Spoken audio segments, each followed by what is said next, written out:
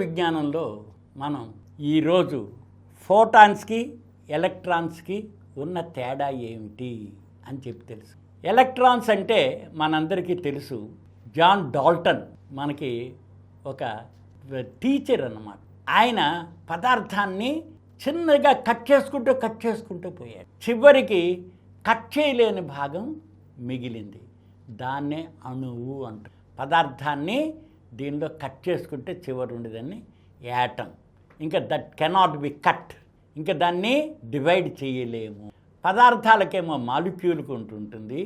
మూల పదార్థాలు అయినట్లయితే వాటిని మనం ది ఎలిమెంట్స్ అంటాం. వాటిని యాటమ్స్ ఉంటాయి, వాటిలో యాటమ్స్. అందుకని ఈ భూమి మీద ఉండే ప్రతి పదార్థము ఈ యాటమ్స్ ద్వారానే నిర్మితమైంది. అణునిర్మితము. అణువుల ద్వారానే ప్రతి పదార్థం నిర్మితమైందను. అందుకని ఈ అణునిర్మితం కాబట్టి తర్వాత రూథర్ఫోర్డ్ వచ్చి యాటమ్ని స్ప్లిట్ చేస్తే అందులో ప్రోటాన్స్, న్యూట్రాన్స్, దాంతో ఎలక్ట్రాన్స్ ఉన్నాయని తెలిసిందనమాట. ఎలక్ట్రాన్స్ అంటే ఏమిటి అంటే ఎలక్ట్రికల్లీ ఛార్జ్డ్, నెగిటివ్లీ అని. ప్రోటాన్స్కేమో పాజిటివ్ ఛార్జ్ ఉంటుంది. అందుకని ఎలక్ట్రాన్స్కేమో నెగిటివ్ ఛార్జ్ ఉంటుంది, ప్రోటాన్స్కేమో పాజిటివ్ ఛార్జ్ ఉంటుంది. And then atom as a whole neutral. న్యూట్రాన్స్కి బరువు ఉంటుంది కానీ ఎటువంటి ఛార్జ్ ఉంది. అందుకని యాటమ్ అన్నదే మనకి ఈ యూనివర్స్లో ఉండే ప్రతి పదార్థము నిర్మితమై. అండ్ నేను జాన్ డాల్టన్ ఒక అణువుని విశ్లేషిస్తే ఇప్పుడు న్యూటన్ కాంతి గురించి ఎక్కువ పరిశోధనలు చేశారు. ఆయన తన ఇంటి కిటికీలోంచి సూర్యరశ్మి వస్తూ ఉంటే దాన్ని ఒక కిరణం కింద చిన్న హోల్ పెట్టి, ఒక అట్టముక్కకి చిన్న హోల్ పెట్టి కాంతి కిరణాలను తన రూమ్లోకి రానిచ్చి ఒక ప్రిజం కాంతి కిరణాలకు అడ్డంగా పెడితే అది 7 రంగులుగా విడిపోయింది. ప్రిజం ద్వారా ఒక తెల్లని కాంతి ప్రసరించినప్పుడు అది 7 రంగులుగా విడిపోయింది. అందుకని కాంతి 7 రంగుల మిశ్రమము అని చెప్పి తెలుసు. అది ఎలా ప్రసరిస్తుందంటే ఫోటాన్స్ ద్వారా.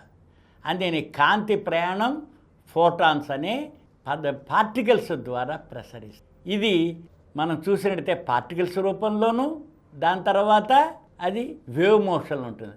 రెండోది ఫోటాన్స్ కాంతితో పాటు, లైట్తో పాటు ఎనర్జీని కూడా క్యారీ చేస్తాయి. ఫోటాన్స్ ఏం చేస్తాయి? ఎనర్జీని క్యారీ చేస్తాయి. అలాగే ఎలక్ట్రాన్స్ అనేవి కూడా నెగిటివ్లీ ఛార్జ్. వాటికి బరువు ఉంది.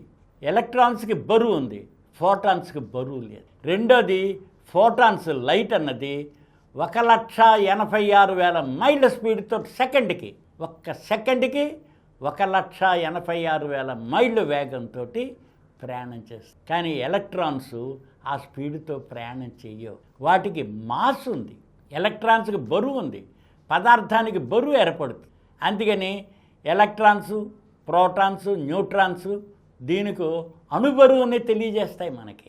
ఈ బరువును బట్టే మనకి మూల పదార్థాలు తెలుస్తుంది. 92 ప్రధానంగా ఉన్నాయని, 102 దాకా ఉన్నాయని తర్వాత ఈ విశ్లేషణ వలన తెలిసి అవి మూలక పదార్థాలు. వాటిలో ఉన్న న్యూట్రాన్స్, ప్రోటాన్స్, ఎలక్ట్రాన్స్ యొక్క నిర్మాణం బట్టి పదార్థం యొక్క మూలకం తెలుస్తుంది.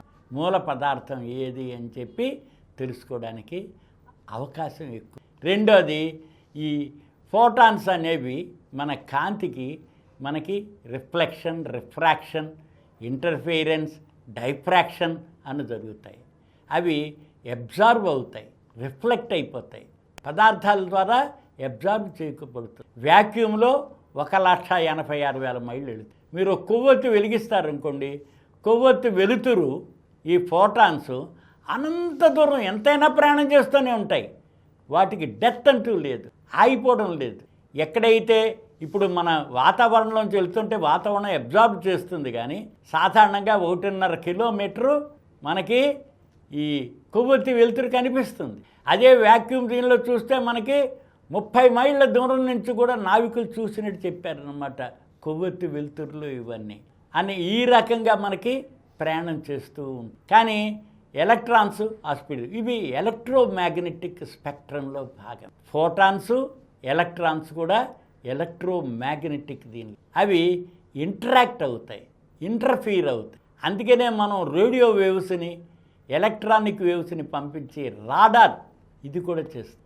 ఈ రకంగా మనకి ఎలక్ట్రోమాగ్నెటిక్ వేవ్స్ ద్వారా కమ్యూనికేషన్. ఇప్పుడు ఆప్టికల్ ఫైబర్ ఉంది, ఆప్టికల్ ఫైబర్ కాంతి దానిలో మార్పులు రాబట్టే ఆప్టికల్ ఫైబర్ తోటి మనం కమ్యూనికేషన్స్ ఎక్సలెంట్గా పంపిస్తాం. అందుకని ఈ ఎలక్ట్రాన్స్కి దాని తర్వాత ప్రోటాన్స్కి ఉన్న తేడా చాలా వరకు ఈ రకంగా ఉంటుంది. కానీ ఇవి కూడా మనకి ఎలక్ట్రోమాగ్నెటిక్ స్పెక్ట్రంలో ఒక భాగం కిందే మనకు కనిపిస్తూ ఉంటుందన్నమాట.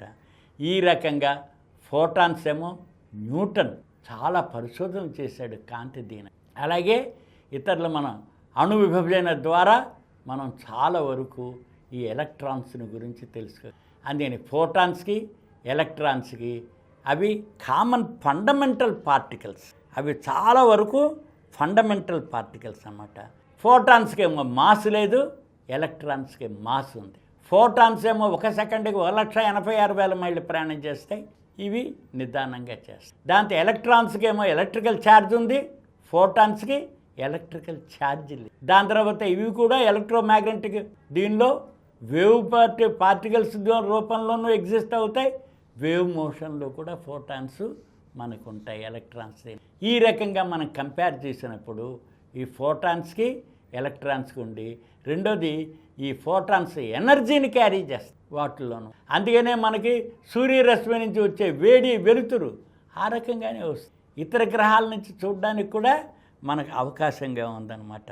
ఈ రకంగా మ్యాటర్ అంతా నిర్మింపబడింది ఎలక్ట్రాన్స్ ద్వారా. పదార్థం, ప్రతి పదార్థం యొక్క నిర్మాణం ఎలక్ట్రానిక్ మనం చూసినట్టయితే ఎలక్ట్రాన్స్ ద్వారానే నిర్మించబడింది. అణువు, పరమాణువులు అంటున్నాము, ఈ పరమాణువుల ద్వారానే మ్యాటర్ అంతా కూడా నిర్మించబడింది. అని ఈ రకంగా ఫోటాన్స్కి ఎలక్ట్రాన్కి గల సంబంధం, భేదాలు మనం తెలుసుకోగలిగాం. ఈ కార్యక్రమం మీకు ఎంతో నచ్చింది కదా. ఇటువంటి మరిన్ని వీడియోల కోసం అనతి కాలంలోనే 20 కోట్లకు పైగా వ్యూస్ సాధించిన సమరం ఛానల్ సమర్పించు సమరం సైన్స్ వరల్డ్ ఛానల్కు సబ్స్క్రైబ్ చేయండి, లైక్ చేయండి, మీ ఫ్రెండ్స్కి షేర్ చేయండి. అలాగే ప్రక్కనున్న గంట సింబల్ని ప్రెస్ చేయడం మర్చిపోకండి.